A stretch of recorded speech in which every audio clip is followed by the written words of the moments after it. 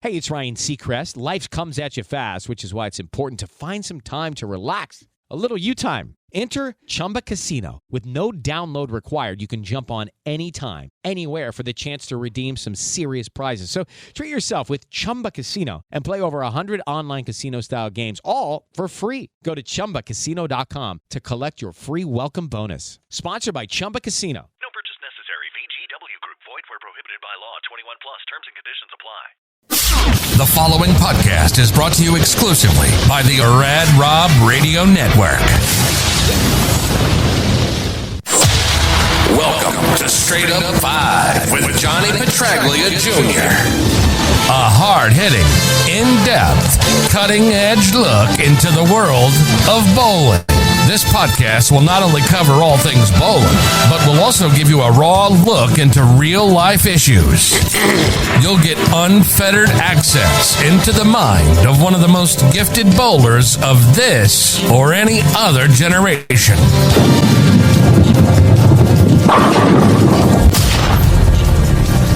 So without further ado, let's introduce you to the hosts of the show.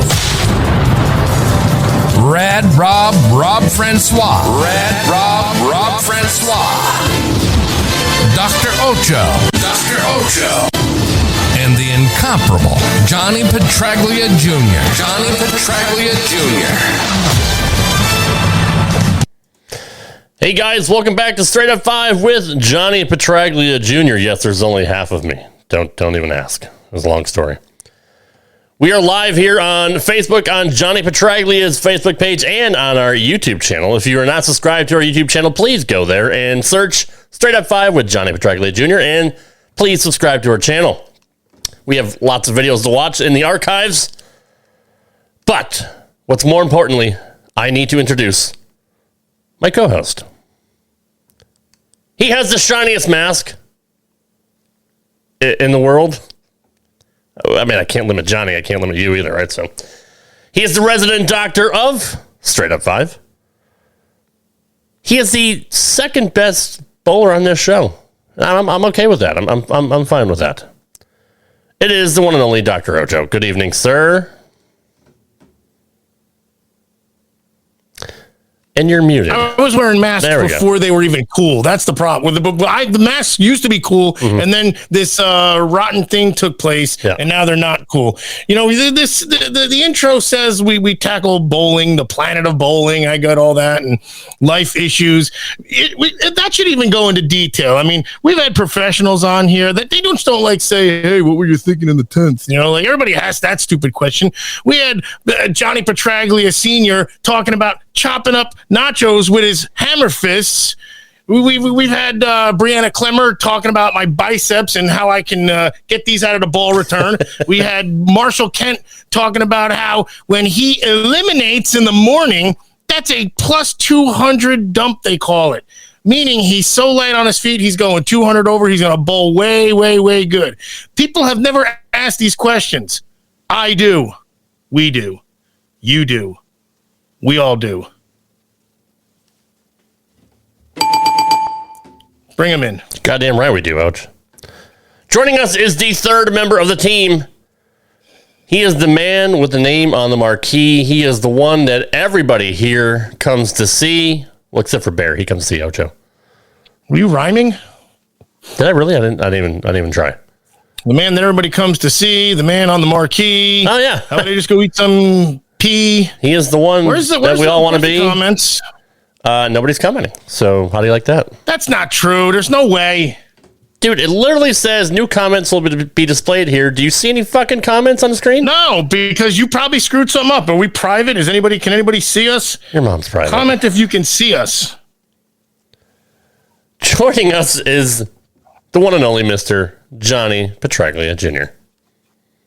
Hello, Johnny. Brooklyn Rob's here. See, thanks, Rad Rob, and thanks, Brooklyn Rob. Thank you guys both.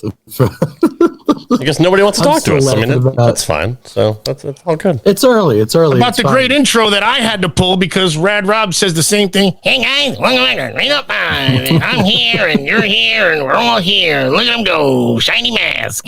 Handsome guy. Rad Rob. Rad Rob. At least he's consistent. Yeah, once a year. At least that much. What's up, Alex? Anyway, I'm sorry that we were not live last week, guys. That's totally on me. As y'all know, probably at this point, I have a compressed disc in Doc. I don't know where it is. It's right by my ass. What is that? S1L. I thought it was L5S1. I think I forget, but lower, way low, and it's catching the nerve for sure. And that nerve is firing that piriformis muscle, the fun ass muscle. Absolutely. Yeah. So anyway, whatever Ocho just said, this is the first time I've been on my front side in a few weeks. So standing is still a bitch, sitting is still a bitch, but I can at least this week I'm not forced to lie on my back, so at least I can see the camera without having to hoist it on something. Brooklyn Rob, people putting their info on our freaking oh, that's him. Brooklyn Rob, where can we find your article, sir? Let us know in the comments. Yeah, absolutely. Poor Shed. Johnny, it's good to see you, buddy. Pure Shed. I'm glad you're good to see you guys too. I'm glad you're doing better. We had a great show recorded on Monday night. If you guys don't listen to our other podcast, it's a podcast. It's a card playing podcast. RTW Rewind is our retro show. Hey, Nicole's here. Put up the guns, buddy. Hello, Nicole. Welcome to the show. She's only saying hi, everyone, just to be nice, but he's still growing. RTW Rewind is our retro show, and we talked about our favorite foods. We talked about Johnny's gas emissions. We talked about Ocho not liking certain cheeses. So it's good stuff. It was really good stuff. Mike Val's in the house. What's up? Yeah, for all of our listeners, speaking of Mike Val, Mike is actually starting his own show coming next week. He just announced it today, and I will be his very, very first guest. So, sure, he didn't fucking ask. He didn't ask me. He calls Ocho the GOAT, but you're the first guest. Me and Mike and I go way back, and he guessed you, even though you know him longer. This is unreal. Obviously, not as far back as you thought, I guess. Clearly, well, that's fine. I know where I stand. In any event, let's talk about Team USA in Queensland, Australia, really quick. The singles bowlers had a pretty good time. We got AJ Johnson, Jacob Buttriff. They moved to the next round.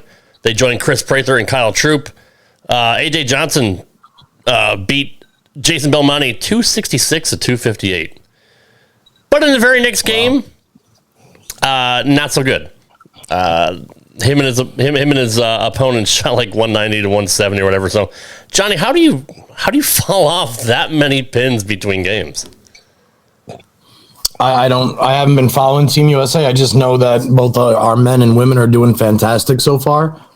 But that's got to be lane breakdown or something, right? I mean, these guys just don't forget how to bowl. We also don't know if they changed pairs and patterns. It is a world event. I mean, I don't know enough of the rules because I haven't been following much. I'm assuming they skip lanes, like typical match play. This is the world of bowling, so if it's individual match play, head-to-head matches, then yeah, you would assume they're switching pairs every game. Maybe not necessarily patterns, but right. I mean, in any regular cross, if you're bowling 8 games of match play, you could very easily bowl 260, 260, 270 for 3 games. Right. Make the turn, and in game 4, you hit the worst pair in the house that was broke down horribly in bowl 160. It happens all the time. It's actually completely normal.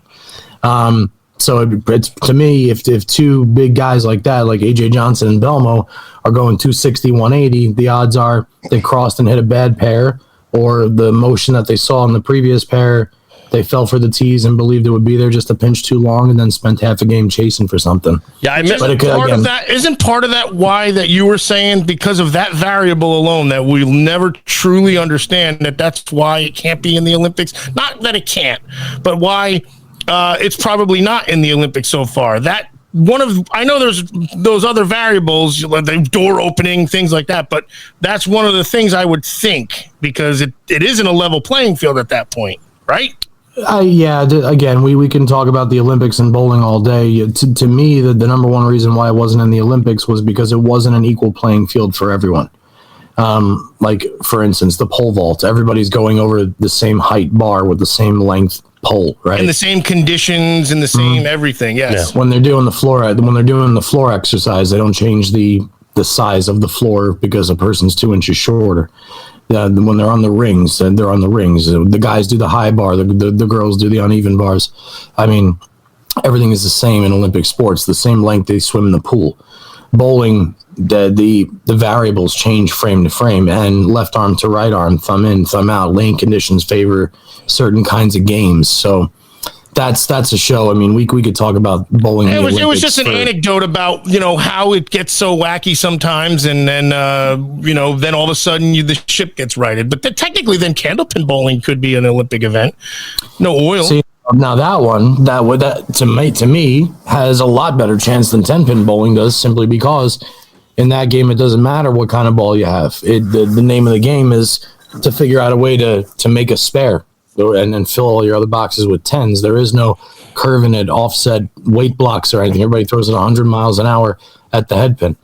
And yeah, I agree with that. That has a better chance. But then again, in candlepin, you have to throw through the trash. In other words, the dead wood stays on the deck. True. So a lot of variable there too.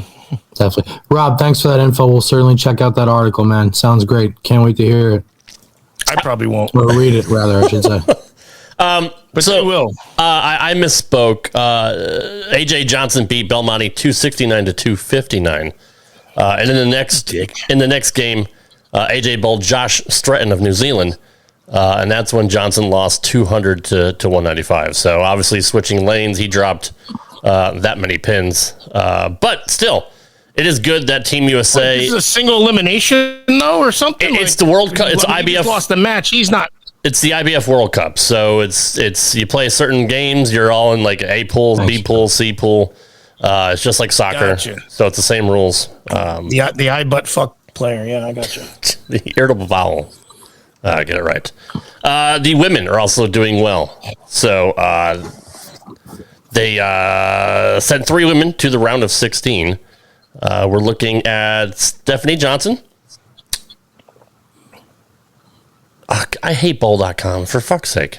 Well, aren't the internationals, the women, really spectacularly talented? Like, didn't they kind of commandeer the women's tour a little bit recently? Yes. Or am I making that up? No, you're absolutely right. They are very, very, very strong. The international players, tons. Tanya Rampaport, God, I said her name wrong. Just off the top of my head, I mean, you have all the international players, not just like you have Clara Guerrero, Maria Rodriguez, you have Verity Crawley and Daria Payok. You have people from all over the globe. Shalin Zulkifli from Malaysia. They're everywhere, man, and they are so talented. It's absolutely insane. Yeah, I'm trying to find the 3 nuts on this, Rob, because if we're going to even make it through half of what we got planned for tonight, we can't spend too much on this. So while you're hunting, I'm just going to say, it's my fault. I haven't watched much of Team USA. If you're a bowler, check it out. We got 4 men and women in Australia, Queensland right now, kicking ass, competing for medals in the sport that we all love. And my co-host and I can't remember who the fuck are the other 3 women. It's because on the team. Bowl.com sucks, and I have to read the whole fucking article to find out who the 3 who the 3 bowlers are. Someone else can post it then, I feel like. It's Stephanie Johnson, Brianna Cote, and there's one other, Richard, I think. So Jordan Richard. So Jordan Richard. There you go. There's your news. That's all that's going on. Good as shit. She's so good. It's very Thanks, good. Ray. All right, so the topic of the day is Johnny's balls. Oh, and there you go. And Ray Smarsh just said Danielle McEwen. That was I know that dude. Thank you, Ray. Hell yeah. Everybody knows Ray. Fuck, hell yeah. Man, come on. I'm pretty sure I remember him. Johnny, you are going through your favorite balls, your top 20 balls of all time. You originally wanted to do 2000 to 2022, but nobody is good at cataloging in the sport of bowling or in the hobby of bowling, whichever you want to call it. Skill. So you went through and did your own research and just picked your top 20 in the last 25 years. We're going to cover the 20 through 10 tonight. And then the rest next week. So if you want to start, we'll get off here with the 20th favorite ball. Hang on. I want to prep it with, I want to, because people can pick their most favorite balls of all time for several different reasons. My selections, and the reason I changed it to 25 years was because around 1996, 1997 was when I started getting good enough and cared enough about bowling balls. So each ball that I selected in my top 20 earlier today and these last few days when I was trying to pick my top 20 of all time, I'm sitting there and I'm going through my brain and I'm trying to remember what balls like felt the best on my hand. What balls could I remember throwing and where I was on the globe when I remember throwing a specific shot with one of these bowling balls. Right. And it opened up this whole fucking thing of going down memory lane. And each ball kind of represents a different point in my life related to the game. Aside from all the particulars, like we'll go over a couple different ones for each ball, but the main thing behind my selections was that they all brought back really, really awesome memories throughout my entire life in different stages of my life, now that I'm almost 40. So, yeah, if you want to get started, let's bring up number 20. All right. Number 20 on the list is the Brunswick Avalanche Solid. Yes, sir. Already favoritism to Brunswick, but I guess that's kind of going to be that's the theme of the night. It's safe to say going to be detailed a little bit towards that, which I wouldn't know the difference anyway, even though I know everything. It is safe to say that most of these are going to be Brunswick brand. Yes. Yeah, I was just going to say, keep flashing it as we talk about it. It's a good idea. Over you, though, Rob, not over us. Put it over you and not us. Ocho, it's not that. Well, he's already going to move him. He's going to move him to the bottom. So what's up? Right on. He's going to. So anyway, number 20 for me is the Avalanche Solid, and the reason that I remembered it was. It was the first time that I had experimented with a generic bowling ball layout. I was always trying to swing the CG, doing far pins, and I always hated the idea of putting the pin at like 11 o'clock or say 1 o'clock for a right-hander. I thought it looked ugly. I thought it looked tacky. I thought it looked too generic, so I would never, ever, ever drill a bowling ball like that. I drilled that Avalanche side with that layout, and at the time, I was really trying to throw the ball like David Ozio. I was trying to be really pretty and smooth and like gentle, but somewhat aggressive at the bottom. And I drilled that Avalanche Solid. Thanks, Frank. I said earlier, I can actually get up on my feet and move around for about 5 minutes, and I don't have to be on my back. So thanks for the well wishes. And I can't remember the name of the bowling alley, but I'm like, yeah, I'm going to go test this out. And I go bowl this tournament in Bayonne, New Jersey. I can't remember for the life of me what bowling center was. That's testing the bowling ball out? You don't go to the bowling alley and throw it a few times or something? Well, yeah, okay. I'd thrown it for a while. All right, now you want to put it to, I got you. Now you want to see how it matches up to everybody else. What's up, Adam? Yeah, so I remember being in Bayonne and bowling a larger money match, and for me at the time, for me, it was bigger dollars. And I was bowling against Joe Stillman, who at the time was throwing the virtual gravity against me, which Ray Smarsh put up in the chat earlier. I'm pretty sure that's it. No, I'm sorry, it wasn't a virtual gravity. I don't know if could have been if the years match up. I'm pretty sure that's what he was throwing. And we both had like 240 something to the wall. I had him a pin edge and count, and I get up in the 10th frame and I throw a double, and I whiffed the head pin on the fill ball with that Avalanche. I hadn't missed the pocket all day, and I left the rail. I left the 136, and I got 7. Joe Stillman was also a lefty, and anybody that knows Stillman, he was wearing a sneaker on one foot, and he had a Lynn's bowling shoe on the other foot, blue and gold toe, and it had a hole in the heel, like a complete hole through the leather all the way to his foot. It was flip flopping in the front like a duck. And he gets up in the 10th frame and he goes double 6 count, leaves the 136 with Come on! Yeah, and that shoe went through the ceiling and his shirt went a couple lanes down, and that was the end. And then he shook my hand and said, "Good match," and that was the end of the match. So that was like the culmination of the Avalanche Slide. I'm like, okay, this is one of my all-time favorite balls. And it stayed in my bag for a long time. Low-end ball, didn't cost a lot of money. And it wasn't oversensitive to oil, which was something that any higher rev player looks for. Thanks, Steph. Stephanie is right. Your bowling memory real quick, is don't I have and Adam's right. Don't bet against him at the 7-10 standing. What'd you say? Don't I have that gravity one that he was saying? Is that the one I think you have the shift. He has the I'm pretty sure he was throwing the original virtual gravity. Oh, so mine's even better. Got it. All right. Johnny's number 19 favorite ball is the Brunswick. I forgot. The Brunswick Command Zone. Oh, yeah. Most people favored the Command Zone Arc, which was the navy blue one that came out after this one. But this was at a time where I don't know. I don't know if they were new or not, but I'd always use black or white finger grips, and they came out with pretty blue ones. And I loved the blue, and I put them into this plum purple ball. And at the time, at Carolier, Matt Menente was hosting a King of the Hill tournament every Friday. And it ran for X amount of weeks, for 12, 13 weeks. And I tried so hard to win it every week because we would bowl the step ladders against the gold PBA pins. So now we know it's like early 2000. Oh, I'll tell you what. And I remember the last week I finally made it to the title match again. This was my third attempt in bowling the title match against the gold pins. And I wound up winning and becoming the King of the Hill of Carolier in Matt Menente's tournaments using that command zone. And as far back as I can remember, between the blue grips, they were a little bit oversized in the ball, and the thumb was a little bit too snug. So I really had to uncork it at the bottom if I didn't want it to stick on my thumb. So I guess it was nice to have a pearlized bowling ball that didn't go sideways when it saw friction. It kind of blended the oil and just kept going downhill for me. And I always, again, I'm a visual guy. So if I like the look of the bowling ball, I'm already like heading towards the bowling ball, you know? Yeah. So put up JD's comment. Sure. Black Thunder was the best ball ever. Blue Thunder, just because of the story that goes with it. Cobalt Rhino is third. End the show now. Nothing left to be said. He's talking about me in that post.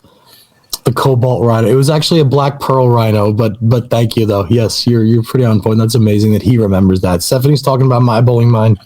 JD's talking about 25 years ago when I was running from my dad and hiding because I wanted a Blue Thunder so bad. Anyway, we'll talk about that in another show.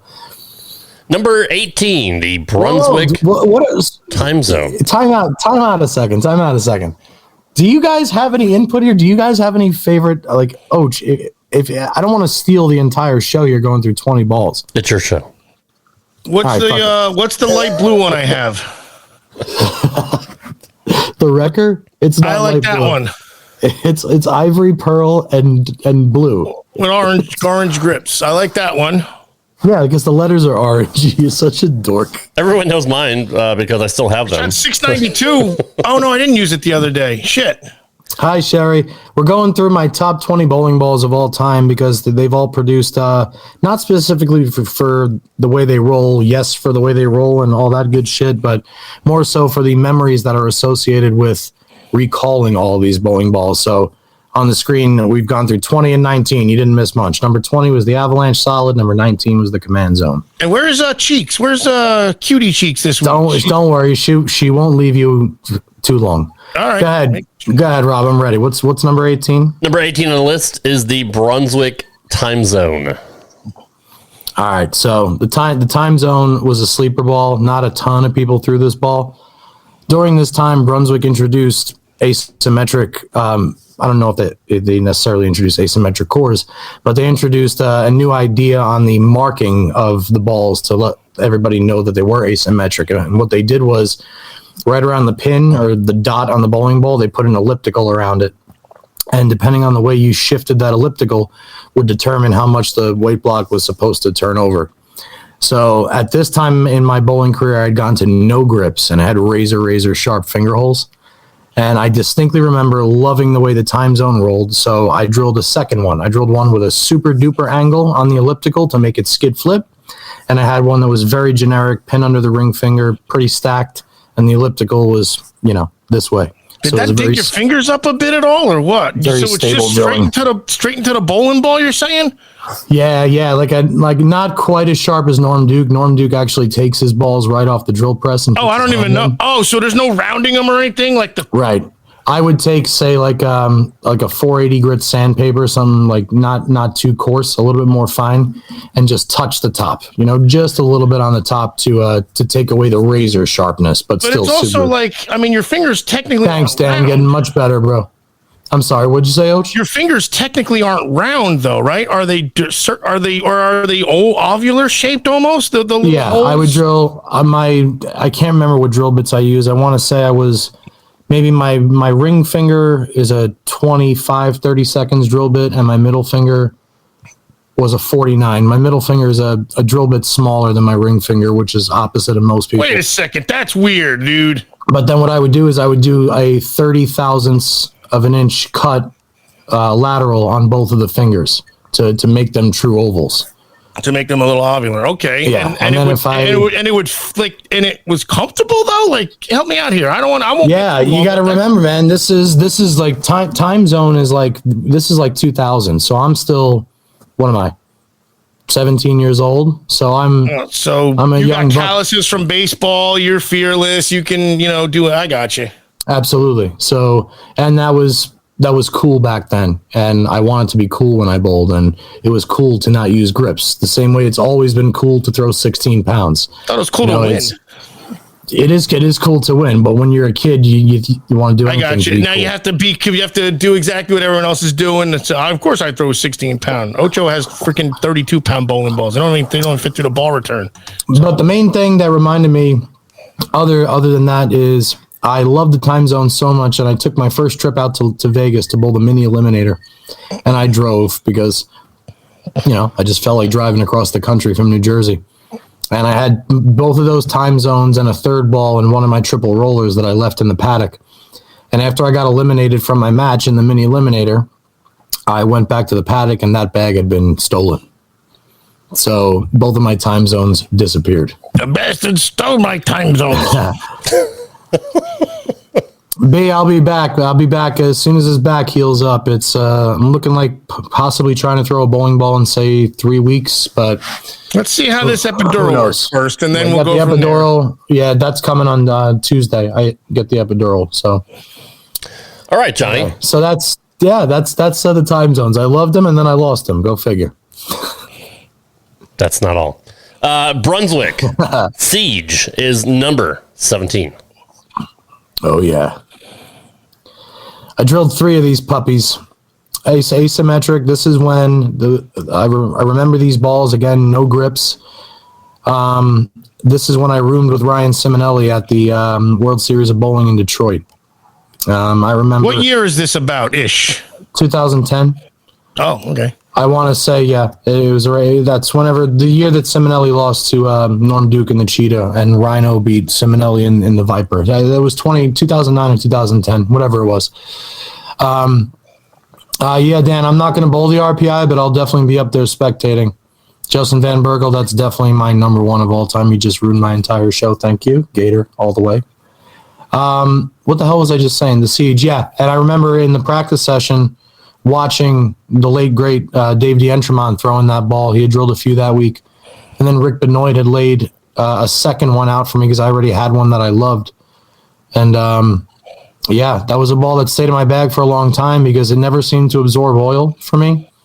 I had one drilled pin on the axis where I made it into the finals in the Thunderbolt Arena of the initial sweeper to start the World Series. So just a lot of good memories. Oh, and this was a time in my bowling career when I was using thumb molds. We didn't have switch grips yet, and it was hard to replicate every single thumb. And when molds came out, the thumb hole on my Siege was the greatest feeling thumb hole I'd ever had, and I used that mold for probably 3 years in my bowling career. So, number 17. I just finally did that, by the way, with that orange ball that you guessed. The orange ball. You have an orange ball now? Yeah, no, a long time ago, a year ago, it was an orange ball, and you guessed what it was, but that's what my thumb hole is made out of now. The Inferno. Yes.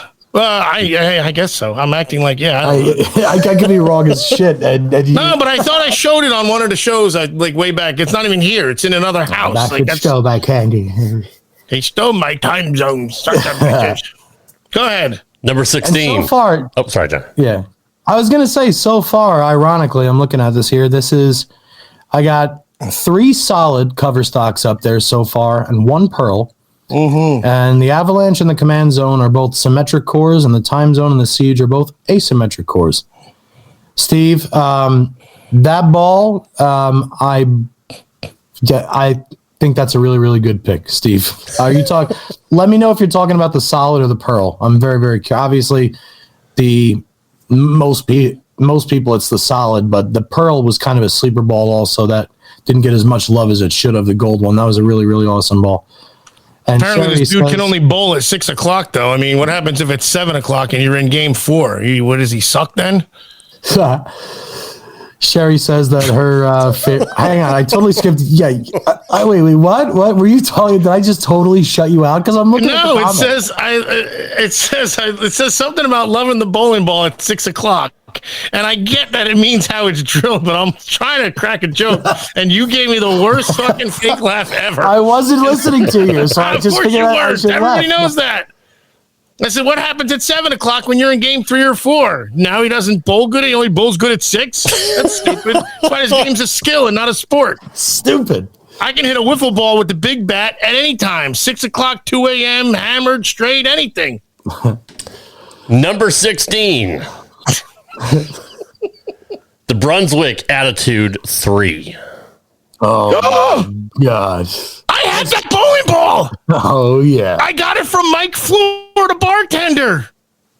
Well, tell us about it. Good. I don't know. It was the first, second ball I ever had, I think, that was given to me. And my thumb grip was so good in that ball. I just liked that ball. An Attitude 3. Holy shoot. There was a 2 and a 1, I assume. Yes, those were garbage. No, they just felt like giving random fucking numbers to the bowling balls. I could tell you that was around 99 or 2000-ish because it's when I just started bowling. And then 2000. And Mike Floor was the bartender. And this may shock you. I used to go to the bar there. And no shit. I know. And he said he had a bowling ball he didn't want because he didn't bowl. And someone gave it to him. So he gave it to me and I got it. And man, that's awesome. All right, good stuff. I love that you share one. This is fantastic. I love that I knew what that was.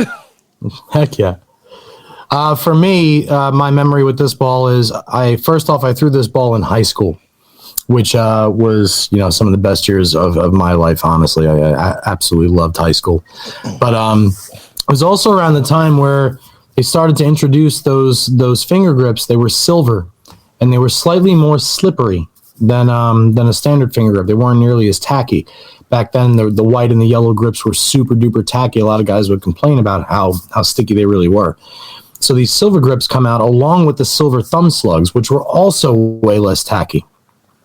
So at that time, the Attitude 3, the Regal Quantum, the Power Blitz, and the Emerald Blitz were all like pretty new releases from Brunswick. And on the day of the TV show, the Johnny Petraglia Open, my good friend, former work associate, and still kicking ass Dave Olm, Daddy-O, drilled me 2 of the Attitude 3s as well as a Regal Quantum on the PBA truck on TV day. And it was the first time I'd ever used those silver grips and the silver thumb. And I just remember it feeling not only fantastic on my hand with how quick my hand would get out of the ball, but how great the grip felt. Dave was the first person that ever cut me a true oval thumb hole. Up until that point, I basically worked out every thumb hole by hand. And it was incredible. And I have videos of throwing those balls on VHS back at Mom and Dad's house in Jersey. But up until this day, also, again, I'm a visual guy, and to me, that purple and ivory is about as sexy a blend as you can make. It was just always very, very appealing to the eye for me. And the ball always worked well for me. It was always a very, very controlled pearl that I could use pretty much from anywhere and always stay out of trouble. So it definitely earns a place in my top 20. Number 15, the Brunswick Monster Smasher. Come on, I got that free in a freaking fake tournament. Are you kidding me? You had this one as well. Why do I remember you throwing this ball? I got it because that was like I bowled a couple. I bowled. By the way, time out. Do both of you see me looking around the ball? Yes. So I'm doing it like I'm like. Well, oh wait, Ocho, can you see me now? No, I can't. I'm the host of the show. That's pretty funny. I'm just completely doing it. I don't even realize I'm doing it. That's hilarious. Professional awareness right there. That is professional awareness. It really is. All I have is my fingers were here. The Monster Smasher. They gave us all. It was like this pro-am that the Mezzacappas, right? You know all them. Of course. Yeah, so they were like trying to help with this tournament, and they did this fun little pro-am, and Parker got a bunch of pros there, and everybody who bowled in it got a Monster Smasher bowling ball for free. Interesting. Cheeks is here, Ocho, so you can... Cheeks is here? Yes. There she is. Well, I took a minute here because I missed Sherry's last comment because I totally fucked Butch over in the middle of his joke. Sherry, my Black Widow Ghost, we'll have to have an off-air convo because I don't want to interrupt the actual string of balls we got going here. But yeah, that is another ball that is... I was extremely surprised at how much I love that ball too. I'm glad you like that too. And the Shimwrecker, you got to tell me what that ball does. I've seen a couple guys throw it from big bowling. I saw Ryan Simonelli throw it when they first came out, along with Rhino Page and obviously Marshall. But I'm curious what you think of that ball too. For me, the Smash R obviously again looks. I'm a diehard New York Mets fan, so the ball's blue and silver, yeah, and it's got orange logos. So automatically, it's appealing to me. Again, this is in the no grip phase, sharp finger holes of my life, and I decide that I'm getting good enough and I'm comfortable enough that I'm going to bowl Tommy Semez's World Match Games marathon on New Year's Day. You just sounded like Stuart Smalley, by the way. You were like, I'm getting good enough and I'm smart enough, and doggone it, people like me. Deanna, as soon as I get done with my 15 story, while I'm doing that, tell us what you currently have in your arsenal in the chat, and then we can recommend something weaker for you. So I go and I'm pumped up to bowl Tommy's Match Games because it pays a lot of money. There's a lot of side action, and this is like my first big money adult tournament. And I remember that year Kyle Hartzell won throwing a tidal wave wipeout, and I wound up finishing 9th, and I bowled 280, 250, 260, somewhere back to back in the middle that were all bracket games. And I was throwing the Monster Smasher for the majority of the tournament. So my recollection is my biggest cash ever in one of my earliest adult tournaments, I threw that Monster Smasher predominantly most of the way. And anytime I drill more than one of a certain bowling ball, I really love it. With that Monster Smasher, I drilled multiples. So up there, I've drilled multiples of the Time Zone, the Siege, the Attitude 3, and the Smash R. I only had one Command Zone and one Avalanche Solid. But so far, 4 of those balls, I just realized this, I actually had multiples of. And that's my story. Were you bowling no thumb the entire time with these balls? So far, every ball you see up here is thumb in the ball. Okay.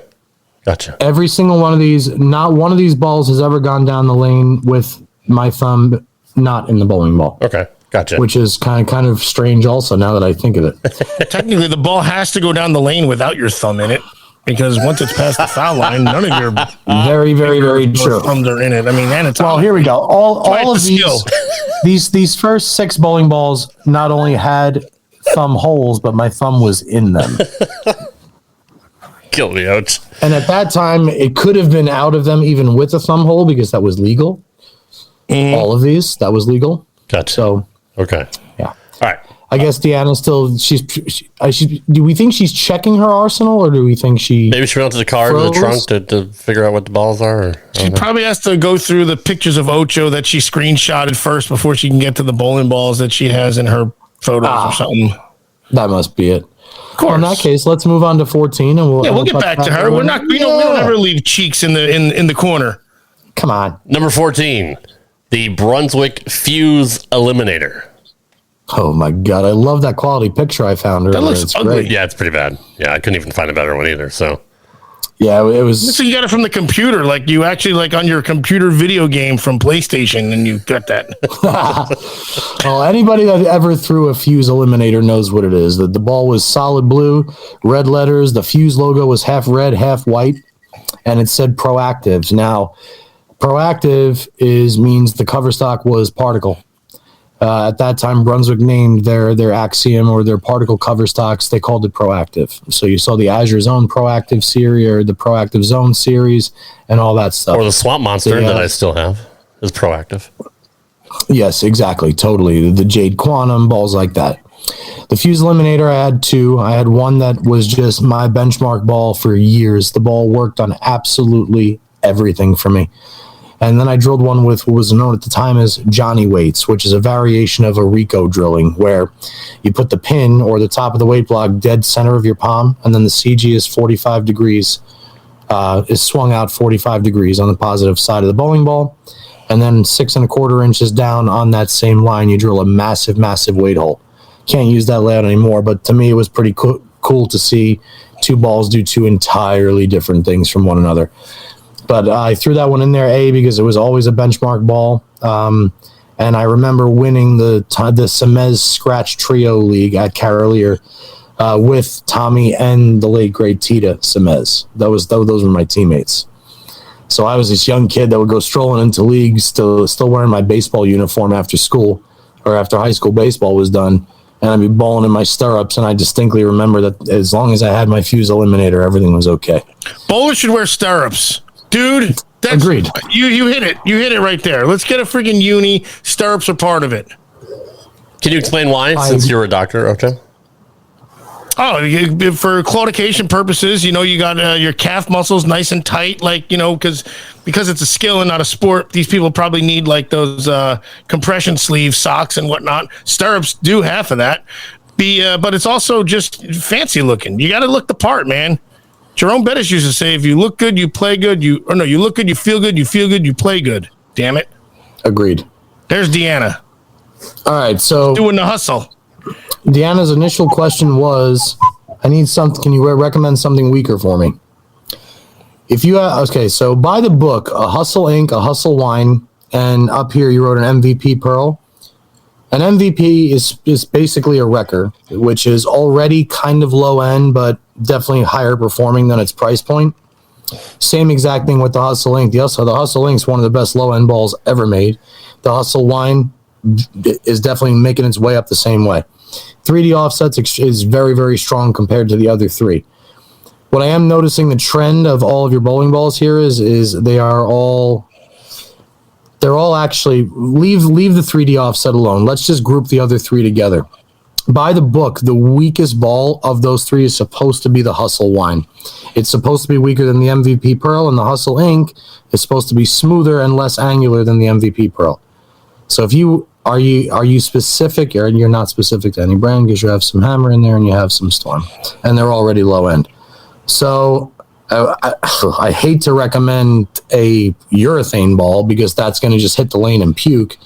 But if you're looking for something that's a little bit more gentle down lane, or maybe not so violent, Jesus, this is one of the hardest ones I've ever had to decipher right here, because all of these balls already fit the criteria of what a low end ball is. But I also understand that even though the fact that they're low end, they're probably too responsive off the drive, which means they're going haywire whenever she leaks it a little bit. I got it, Johnny. How do we blend? I can solve it. I can solve this. Because you hit, obviously, hear my brain already, it won't stop. Columbia white dot. Fucking asshole. Well, maybe a yellow dot. I knew a guy that averaged 216 with a white dot. He hooked the shit out of it too.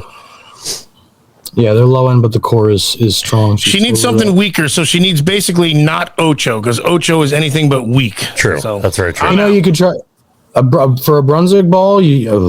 I would say to drill, like Ray just said, maybe an electrified solid. I think the electrified is probably the way to go. Yes, Ocho. That's very good. Another one of the Brunswick brand that might be good is actually the raw Hammer, but I would do the solid black one, because again, it's a ball that's going to be similar to a Hustle Ink, but it doesn't have as big of an engine inside of it. Numbers on the cover should be similar, and from there you could shine it up or whack it down, even if you need to change it.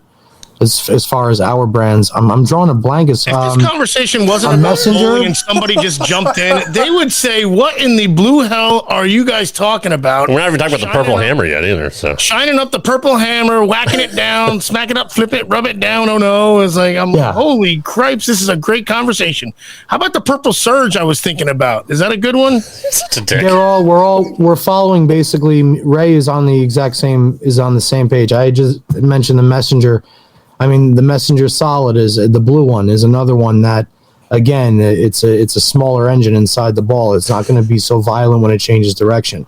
Keep in mind, Deanna, Storm and Rotogrip products typically are going to skate further down the lane and store a little bit more energy than Brunswick products. Because they suck. Products will typically roll up a little bit sooner. So if you already have, let's say, 3 products, I mean, the Purple Surge, if you knock the shine off of it, that could work. The Raw Hammer could work. The Messenger Solid could work. Anything at that price point, but taking the pearlized out of the equation would be beneficial, I would think. Or you drill, basically, you could drill a stronger ball, but just put a super duper weak layout in it. You could put the pin 2 inches from your pap, invert the CG to underneath, or the mass bias underneath your thumb, and kind of just have it hook and quit. You lost Ocho You guys there. are getting all this. You're getting this, right? Absolutely. I got it. Sherry is answering also. The Shimwrecker is just a really versatile control ball. I don't hook the lane. It reads in the mids, gives me the smooth arc in the pocket. It's just a good benchmark ball. All right, then, good. Now I know that's it. All right, then, good. All right, moving on. No, now I know. And now it makes perfect sense why it complements her Ghost. Deanna said, come here and drill it. Breaker and the Ghost all in the same one. She wants you to drill it Keegan, for her. I don't have any thoughts on the new Zen U other than what I've seen on TV or on the It's a must everybody for your throwing it on bag. social media. And I talked to Anthony Simonson about it at the 777 tournament, and he said it was pretty special that he could curve the whole lane with it. Apparently, it seems to be another awesome urethane product on the market, and I don't want to get shitty here, but just They didn't call it a sim tournament. That would have been better. Actually. Called it a bushes tournament. God, I almost said something so shitty that I don't mean, but it actually Number holds 14. water, so I feel like I want to say it anyway. Go ahead. He's asking about the Zen U. I want to say it's another attempt to replicate the greatest. It's another or combat the greatest. It's another attempt to make a ball that's better than the Purple Hammer because we're in the urethane era. Oh, Everybody's still trying to make a Purple Hammer. So, the same way everybody was stir crazy over the UC3 when it came out, it's still a fantastic urethane ball. But when it all boils down to is people throw pitch blacks and they throw Purple Hammers. Everything else, they have to stand the test of time. Every other urethane ball that comes out, man, it's the pitch black and the Purple Hammer. They've been around for years. The pitch black even longer than the Purple Hammer. Next ball, what's number 13? Number 13. I was going to say a twist. Hang on. Sorry, shut up. I was going to say a twist because it's the only low-end bowling ball I've ever thrown that actually does not even attempt to go sideways. It rolls like a dead. It rolls like a resin ball that doesn't have a weight block at all. Lower alone. Let him play talk. it. Lower it while I talk. Yeah, you can still play it, but at least lower it or play a different section of the song. Anyway, but the black, gold, silver twist, get that one because the blue, silver one or the blue, silver one. Don't get the cotton candy pink bullshit one or whatever other colors we got because those actually rolled like shit. Get the black, gold, and silver one. Number 13? Number 13. The Brunswick Danger Zone HPC. Speaking of, Oh my god! Not to be confused with the Which HPD. one's number? Yeah. why do you want to re-rate this one now or something? Oh no! I love that I forget where I put him because every time you pop up, You're the picture, surprised. I'm like, oh my god! I remember exactly what I was going to say from earlier. 'cause You're I like didn't write anything down. orgasmically surprised. This is banging. Oh, Baxter, you are my little gentleman. Gentlemen. Again, going back to London town. your school days with this So ball. tell us all about unless he was watching Anchorman when he bowled a tournament and Danger HPC was his. No grips. ESPN wanted to interview me for the TV show Scholastic Sports America. So they visited my high school and they pulled me out of class to go do an interview with ESPN. You want to talk about the greatest day of my life? Everybody was looking like, ooh. You look like a fucking player. Now all of a sudden, You didn't screw this up? Now all of a sudden the fact that he bowls doesn't look so bad. Now No, you didn't screw this up. You didn't screw this opportunity up by telling ESPN screw you or something like that, or you rather have like Dan Rather or something. You didn't mess this part up. No, I did well. They walked in the class. They walked in the classroom and they said, "John, ESPN's here to interview you." Sentences that normally you hear every day. Such a baller I had moment. to leave my classroom. Yeah, at St. John Vianney in Homedale, New Jersey.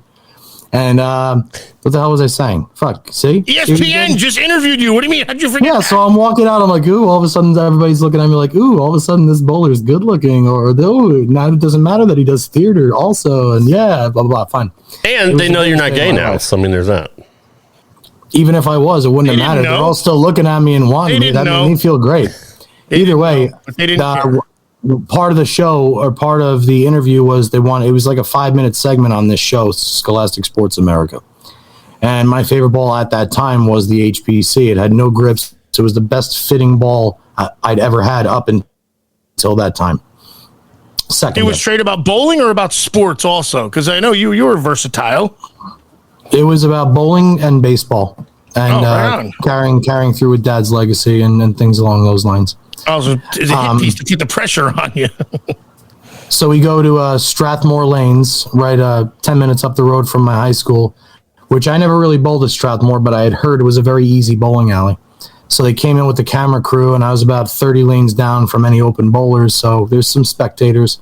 Dude, how nervous are you right now, though? So I wasn't really. I was because I'm used to you're TV in your element. Lights. Like I'm used to TV lights and cameras. Yeah, right, from Dad. That's true. I'm used to it at this point. But I'm still obviously.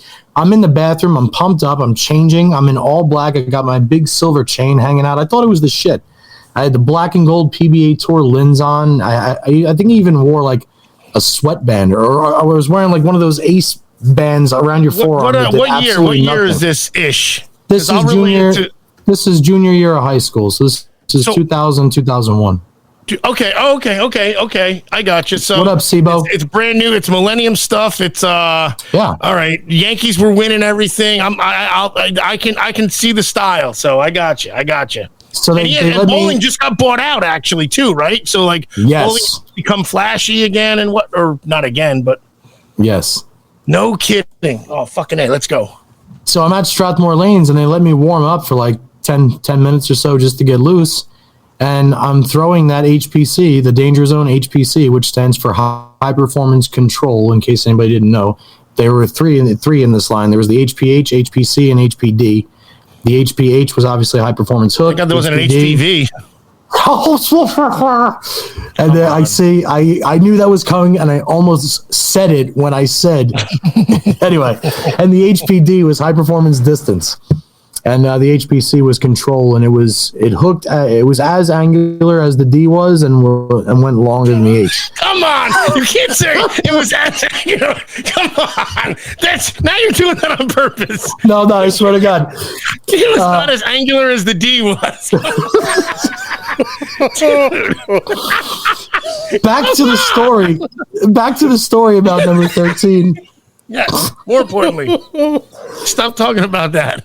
I'm getting loose, and I realize how easy Strathmore really is, and I can actually get a little bit deeper than I would normally get. So now you want to show off a little bit. You want this ball to hook, right? So now I'm really just wailing on it at the bottom, and it's coming back from everywhere. And I think I struck like 14 or 15 consecutive shots on this video.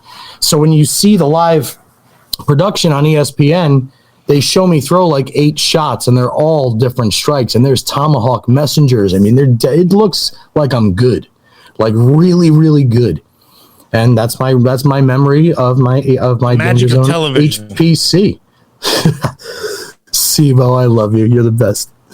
What do we got for number 12? Oh, in case you are really curious, can you guys see the longer than the D, Rob?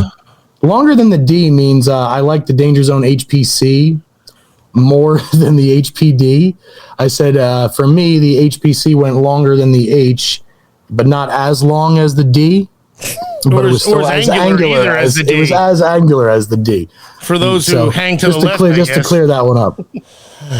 For those lefties, we got 3 left for today, right? Yeah, 3. Which is perfect timing. I figured real quick. Let's run through them real quick because I don't know if people can see them underneath. For those who tuned in late, you're number 20. Go just run through them real quick here. Yeah, good. Can we still do that, Rob? All right. So number 20, we've got the Avalanche Solid. Number 19 was the Brunswick Command Zone Pearl. Number 18. The stunningly beautiful Brunswick Time Zone. the original Brunswick Siege. There it is. The Brunswick Attitude 3. The Brunswick Monster Smash R or Smasher. Do whatever you want with that. I don't care. The Proactive Fuse Eliminator from Brunswick. The Danger Zone HPC or High Performance Control coming in at number 13. Number 12. The Brunswick Power Blitz Pearl. Oh, my dear. Oh, you've been announcing it. Okay. For anybody that knows who Jeff Mark is, or doesn't, Jeff Mark was the guy behind Extra Frame for a lot of years in the early going of streaming the tournament itself on the PBA Tour. And no longer around, at least no longer doing the commentating. You know, it fed from there to whatever it went to. But anyway, Jeff Mark was also a master bowling ball driller. And around that time in my life, this is again around that very, very early 2000, getting out of high school type era. He said, I had explained to him I would always experience hand pain. And he said, well, I'm going to drill you a bowling ball today because nobody drills a bowling ball like me, and you'll never have hand pain again. And he looked at my hand, and he looked at my old shit, and he pulled this Purple Pearl Power Blitz out of the back of the store, and he drilled it for me. No grips, no slug. Now, remember, up until that point, I had never, ever taken a bowling ball in my life, put my hand in it, and said, ooh, this feels good. Always had to work on the thumb, at least, for my entire life up till this point. I walked to the back of that shop, I put my fingers in, I put my thumb in, I said, is this real? Like, this is really possible? It was the greatest feel I've ever had in a bowling ball. And not to mention, it rolled like an absolute dream for me. And when I bowled 879 in Windsor Locks, Connecticut, at Bradley Bowl. Good old Bradley Bowl, and then followed up with 250, 260. That was all the Purple Power Blitz. And I just fell in. Everybody, when it comes to the Power Blitz, they all like the Purple Solid. That was always the one that was sought after. It was a big Chris Barnes favorite, and a lot of other top players really liked the solid version of that ball. For me, it looked pretty. It rolled pretty. Another symmetrical pearl that was not entirely too angular. I could hammer it at the bottom, always create some hold with it. So anytime I have miss room in, that ball is going to be up there in the top 20. Not to take any of your thunder away, because I'm sure, I mean, you're an amazing bowler, and you were very, very good at that time, but historically, Bradley Bowl was walled up for lefties. I'm just saying. They were lovely. They were absolutely, and I will go back. Yeah, well, I loved it there. You could go back, but now it's a fucking entertainment center with two lanes in it. So yeah, don't even get me started. Yeah, but that's my home house. So yeah, always good memories for me. I think I won my first JBT there. I had like 2 seconds and a third and a first at JBT there. But did you have to eat like 20 wings in between each game or something like that in order to be in this tournament or something? I mean, Ocho, I was like fucking 13 years old, man. Don't be a dick. I haven't been fat my whole life. You didn't know what hot wings were at age 13. No, if anything, we lived for them even more. Correct. Number 11. Metabolism was better. It was much better, actually. It was like 130 pounds. So anyway. Number 11. The Brunswick Ultimate Inferno. Holy shit, I had that too. Can't say enough things about that one, boys. Another multiple drill for me. Gary Boudreaux gave me a bowling ball. Oh, yeah. That. This was, I had 2 of these, and my distinct memory is absolutely destroying Howell Lanes with them in the singles league. This is years ago. But I used that Ultimate Inferno everywhere, man. I even had at least one Ultimate Inferno I brought to college with me when I bowled at Moorhead State. That was one of the best balls ever produced. I can't explain it. It was IQ Tour-esque. It was a ball you could use at playing any arrow, any speed. If you threw it straight and topped it like a dreidel, it rolled good. If you threw it 100 miles an hour and curved it, it rolled good. The ball just made sense. So why don't they still work then? I mean, come on. If it's that good of a bowling ball, I'm sure you could use it on a house, big red wiffle bat, but like, if you bought a new one or they don't have them anymore, or how does that work? No, you cease production of products once the technology is obsolete or not keeping up with the times.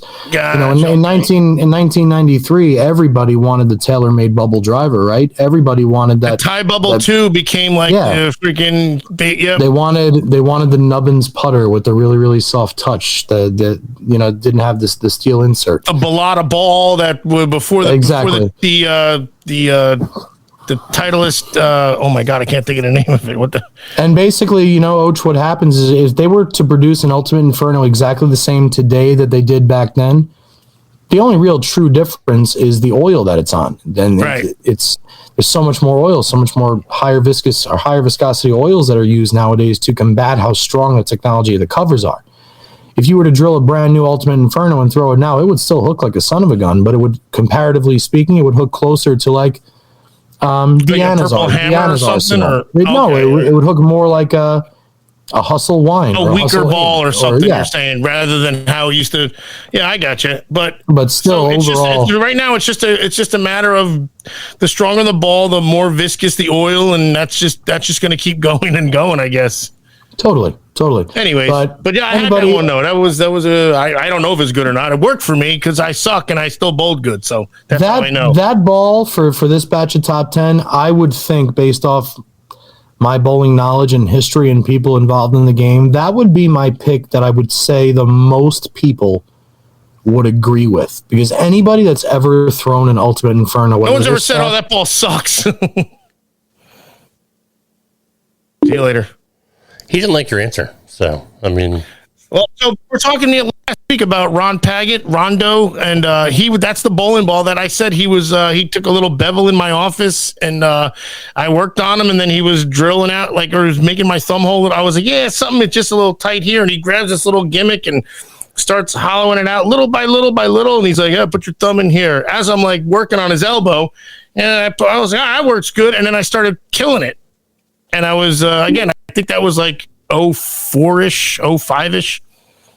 So, Johnny, what's number 10? Well, hang on. I was going to say the Ultimate Inferno would be the ball that everybody would be in the most agreement about as far as how good it was. And yet, yes, like you said. That's what I say. Nobody would say it sucks. And that's the ball I was telling you about last week. Ron Paget, our friend, was in my office hollowing out that thumb gimmick there for me one time. Oh, that was the ball? Perfect. That was the ball. I know. It was purple. How cool. And how come I remember that one? But I don't know what's in my. I do know what's in it. I just don't know who makes them. Well, just so you know, that ball's blue and red, and it has a yellow. It has a yellow logo with orange. It's kind of purple. No, the Raging Inferno, which is the one that was right before that, or before that. That ball actually was purple. No, that wasn't that. I threw it so good that it was the I think you had this one, Oach. It could have looked purple if you were colorblind. I get it. No, it was the ball because I got it from Gary Boudreaux, and I know he used to like that. Well, he loved the Ultimate Inferno, but you see this logo we have here? You see this lovely purple on the logo right here? This is more like a violet purple. I threw it so good that the colors matched when it was freaking spinning so damn fast, probably. This color ends in purple. All right, we're ready for number 10. Number 10, and our final ball for this week. The Ebonite Apex Adrenaline. Yeah, threw a little curveball to all you listeners out there. What's up, Jerry? On number 10, I went through green bowling ball right there. I went through a period in my life where I wanted to break the mold. I felt that I was Johnny Petraglia Jr. and not Johnny Petraglia, and obviously this is all old news now, so it's okay to talk about it.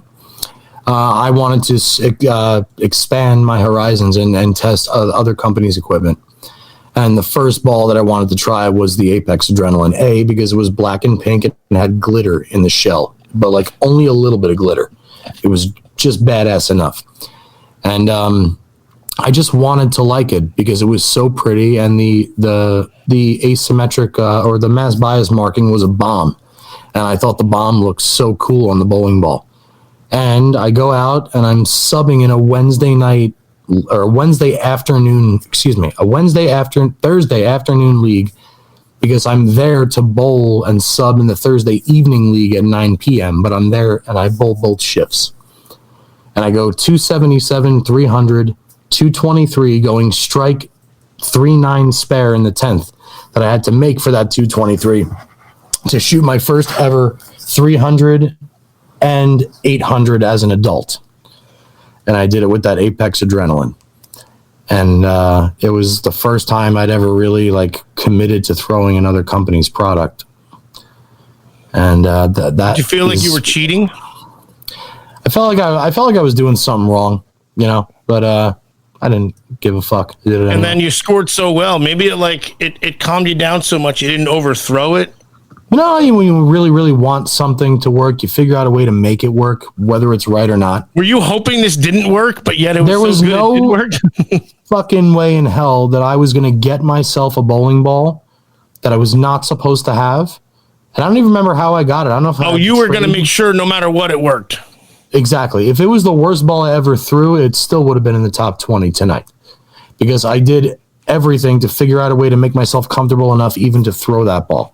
So, of course, I have the fucking awesome memory of my first ever adult 300, 800 was with an ebonite ball before it was a brand of Brunswick. I feel better these days now that it is, but... Oh, they enveloped it, so that counts technically. Mm-hmm. See, I always threw Brunswick my entire life. I mean, maybe because it was, recognizable. As a kid, Brunswick made lanes, they made all kinds of different things. I mean... They're the Yankees of bowling, to be honest. I mean, it's just everybody knows about Brunswick. I mean, that's just how I felt growing up. So I wanted to have the best equipment, and I felt that it was Brunswick. I don't think bowling has a Yankee. I think bowling has there's no real assholes. They're like the Hamilton Tiger Cats of the football league, maybe. I mean, they're buying up other companies, just like the Yankees would always buy players. He means popularity. I'll give you my comparison. My comparison would be yes and no. Storm Products is Oregon, and they're Oregon because they have a shit ton of fans and a massive fan base.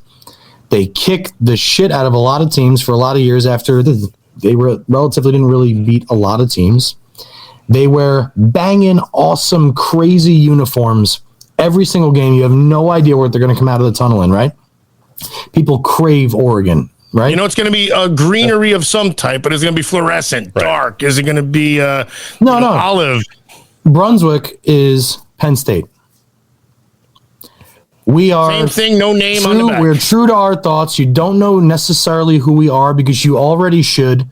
We're going to wear these same plain Jane white and with a blue stripe, no shit on our helmets, even though we're the Nittany Lions, so we could have the greatest, most badass logo ever.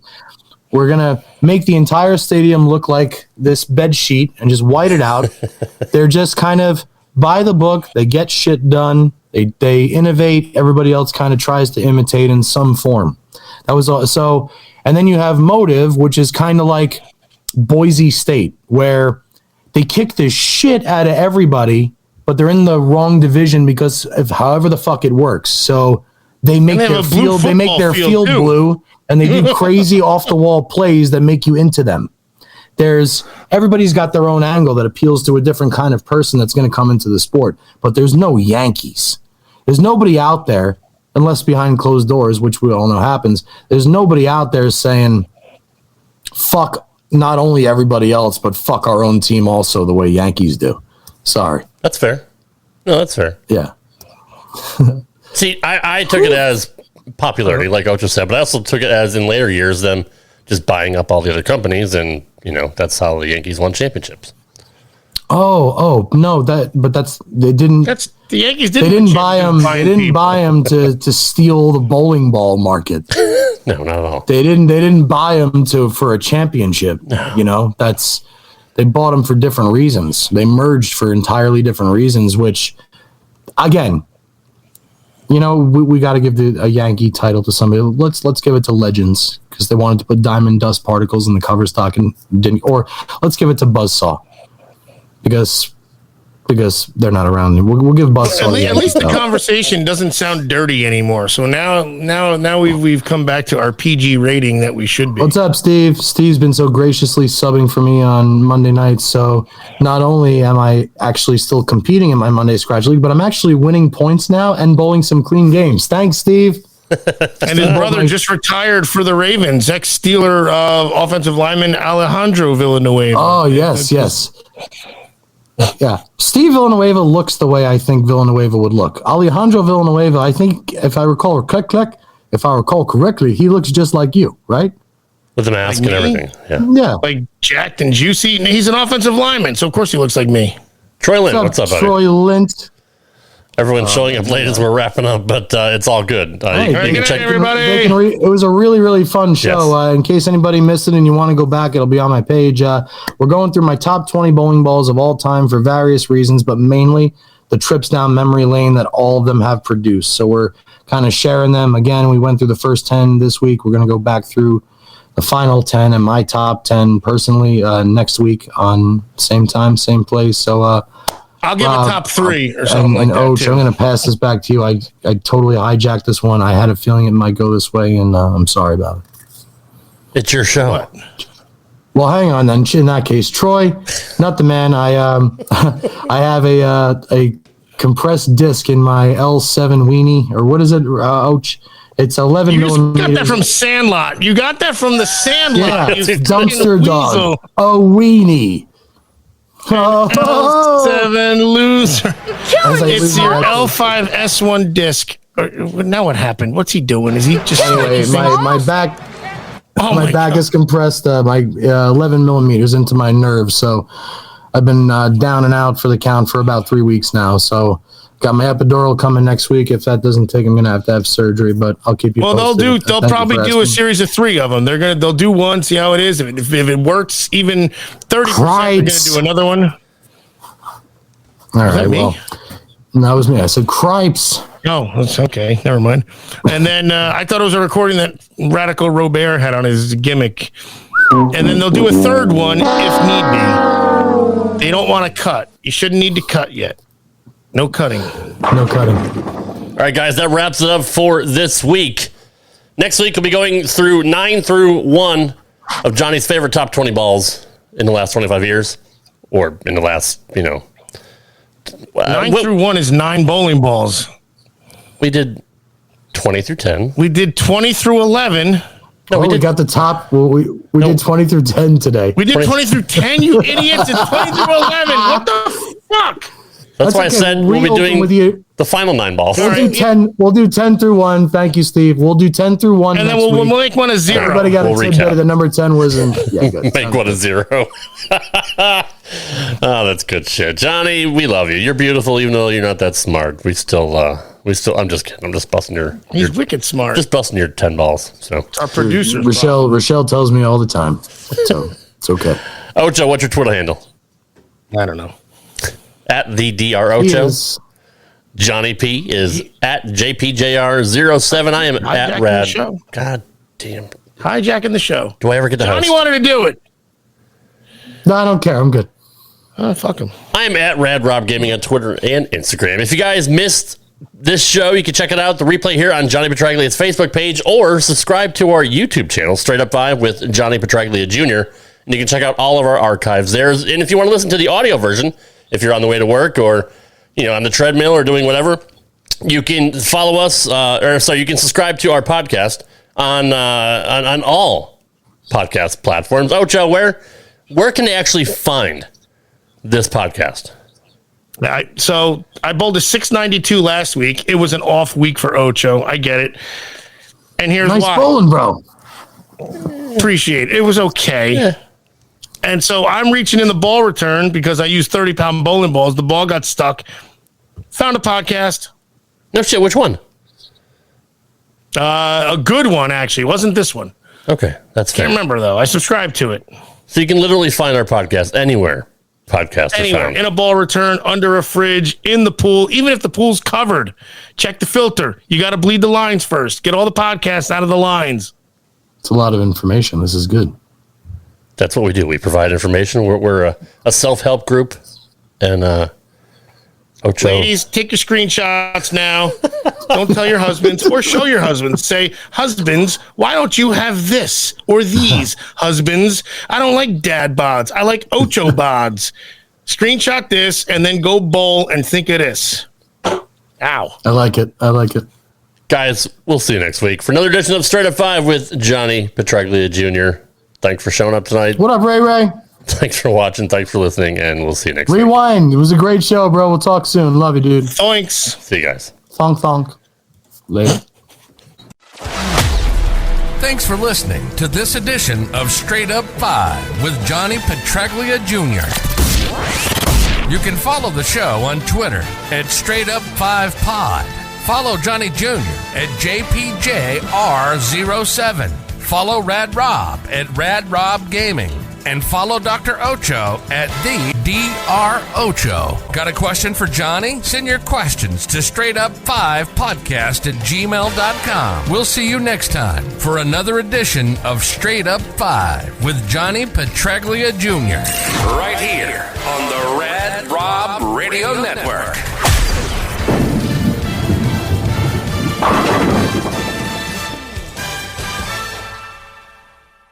Ryan Seacrest here. When you have a busy schedule, it's important to maximize your downtime. One of the best ways to do that is by going to ChumbaCasino.com. Chumba Casino has all your favorite social casino games like spin slots, bingo, and solitaire that you can play for free for a chance to redeem some serious prizes. So hop on to ChumbaCasino.com now and live the Chumba life. Sponsored by Chumba Casino.